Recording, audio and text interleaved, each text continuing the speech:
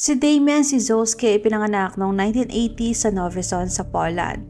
Siya ay may normal na pagkabata at normal na pamilya. Nanilbihan din si Damian sa Polish Army pero tumagal lamang siya ng 1.5 taon saka umalis. Nakilala niyang babae na nagngangalang Izabela Gardzka at nagkaroon sila ng relasyon. Maraming pangarap sina Damian at Izabela at isa na nga doon ang makabili at makapagpatayo ng bahay at magpakasal. Pero hindi madali ang mamuhay sa Poland. Kahit na anong gawin ni Damian ay hirap din siyang makahanap ng trabaho. Kaya taong 2004 nagdesisyon sila na lumipat na sa Jersey.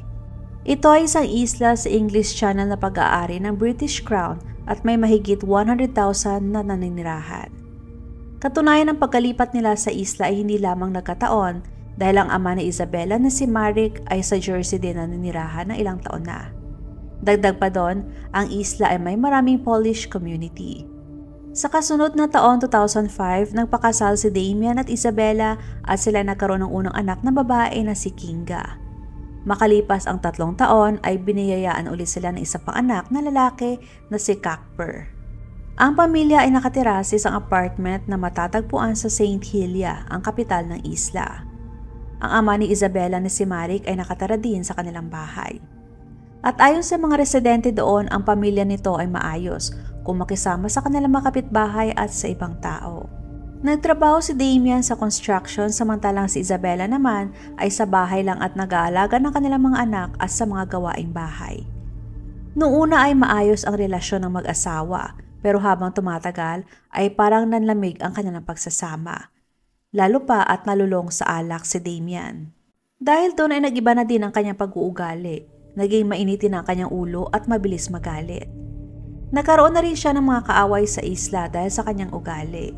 Layunin ni Damian na makaipon ng pera dahil gusto talaga niya na makabalik sa Poland at doon magpatayo ng bahay kasama ang kanyang pamilya.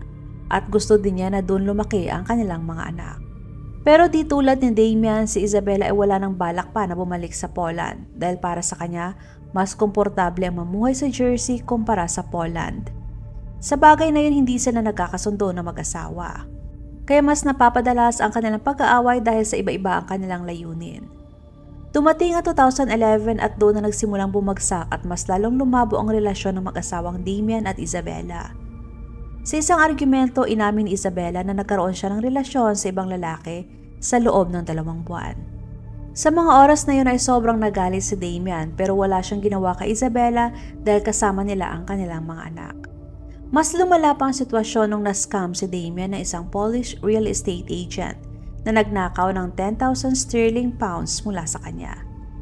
Ang perang yun ay dapat sanang pang down payment niya sa bibilihing bahay sa Poland at ang natitirang halaga ay babayaran niya ng installment. Pero pagkatanggap ng agent ng pera, bigla na lang itong naglaho.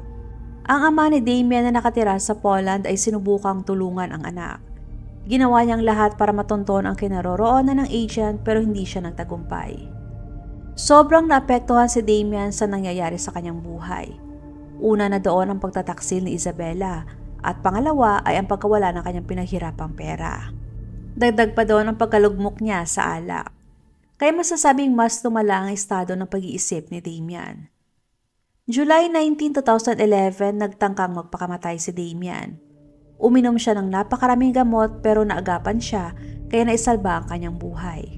Katunayan na isang araw lang siya sa hospital at na-discharge din kaagad. Ayon sa ibang source, kung nakatanggap lang sana ng maraming atensyon sa kanyang mental health si Damian habang siya'y nasa hospital, hindi sana nangyari o naiwasan ang hindi inaasahang trahedya na nangyari pagkalipas lamang ng ilang buwan. Pagkatapos na nangyari kay Damian, nagdesisyon sila ni Izabela na magbakasyon na muna sa Poland.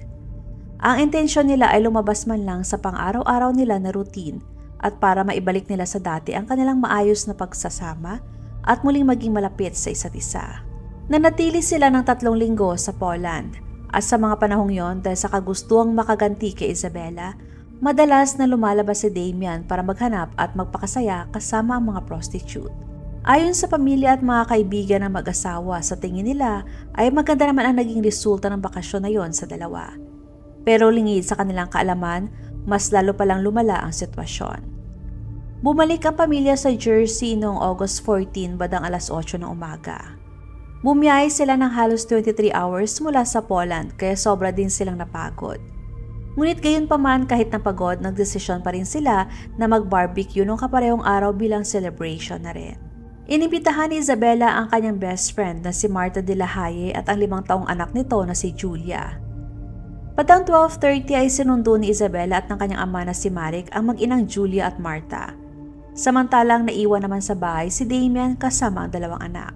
Pagkabalik nila Isabela sa kanilang bahay ay nagulat sila dahil wala si Damian at iniwan ang 2 bata. Noong una ay sobrang nag-alala si Isabela kay Damian dahil hindi kailanman ginawa ng mister na basta na lamang umalis at iiwan ang mga anak. Kaya alam ni Isabela na may seryosong nangyari. Pero ilang minuto lamang nakakalipas ay bigla na lamang dumating si Damian nang wala man lang paliwanag sa biglaan niyang pag-alis at iniwan pa ang mga bata. Kaya sobrang nagalit si Isabela na siya naging umpisa ng matinding pagtatalo sa pagitan nilang 2. Sinabihan ni Isabela si Damian na iresponsable at nagsimula na rin si Damian na sagutin at insultuhin si Isabela. Yun na rin ang naging hudyat ng huli nilang pag-aaway. Bandang alas 3 ng hapon, kumuha ng 2 malalaking kutsilyo si Damian sa kanilang kusina at nagdesisyon na sirain na ang kanyang pamilya. Ang una niyang biktima ay ang kanyang biyenan na sa mga oras na yon ay nakahiga sa sofa. Sinaksak ni Damian si Marek ng 9 na beses sa dibdib at tiyan.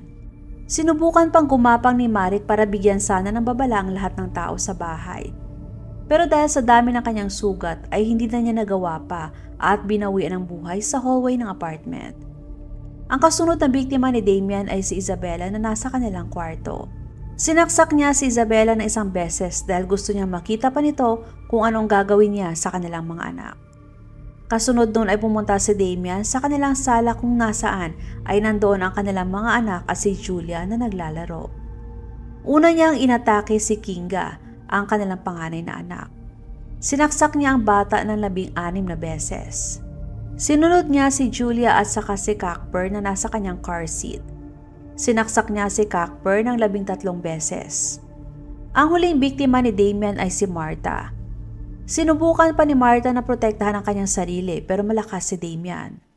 Pagkatapos siyang masaksak ay nagawa pa ni Marta na makatakbo palabas ng apartment pero hinabol pa rin siya ni Damian. Natumba sa harap ng apartment si Marta at sa pag-aakalang patay ng babae ay bumalik na sa loob si Damian. Ang hindi niya alam na nakatayo pa si Marta at pumunta sa kapitbahay para kumatok at humingi ng tulong. Pero sa kasamaang palad ay walang tao ang bahay na pinuntahan ni Marta. Si Isabela kahit na may sugat din ay nagawa din niyang makatakbo palabas ng bahay. Nung nakita siya ni Damian ay hinabol pa siya nito sa kalsada. Pero hindi huminto sa pagtakbo si Isabela, sabay sigaw at humihingi ng tulong. May nakarinig sa sigaw ni Isabela ng mga kapitbahay. Kaya nagsilabasan sila at tinignan kung anong nangyayari. Nung nalaman na nila ang nangyayari ay may mga kapitbahay na sinubukang pigilan si Damian gamit ang traffic cones. Pero naabutan pa rin ni Damian si Isabela at muli pang sinaksak ang asawa sa likod ng makailang beses. Kasunod nun ay tumakbo pabalik ng kanilang apartment si Damian at doon ay sinubukan din niya magpakamatay. Gamit ang parehong kutsilyo na ginamit niya sa pagpatay sa buo niyang pamilya. Makalipas ang 5 minuto ay may dumating na mga pulis. Pagkapasok nila sa apartment ay sobra silang nagulat sa nakita. Halos hindi sila makapaniwala sa ginawa ni Damian. Nag-aagaw buhay si Damian nung naabutan ng mga pulis.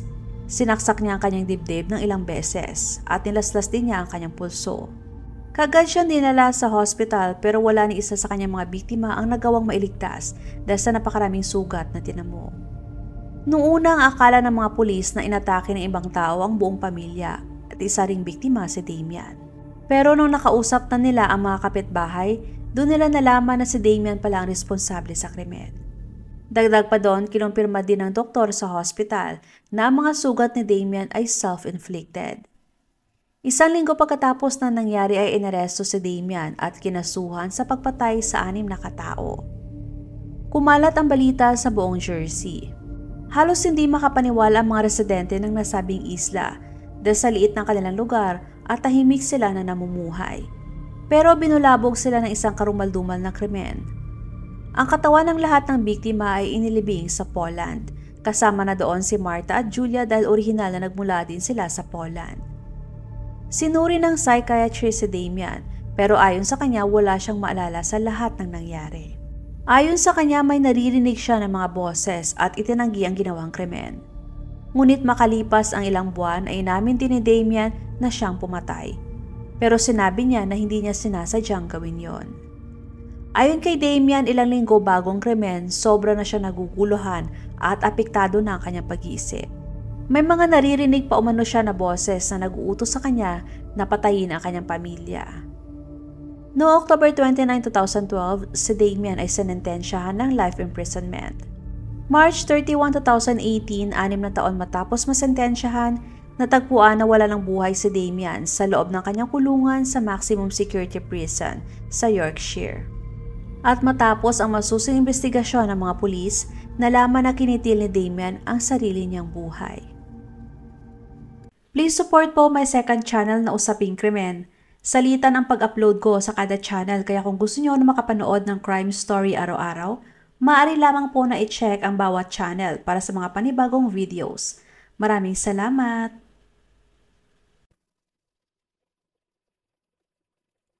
Huwag mag-atubiling ibahagi inyong mga saloobin at komento. And please huwag kalimutang mag-like and subscribe sa aking channel kung hindi mo pa nagagawa. Magkita-kita tayo ulit sa aking susunod na video. Maraming salamat!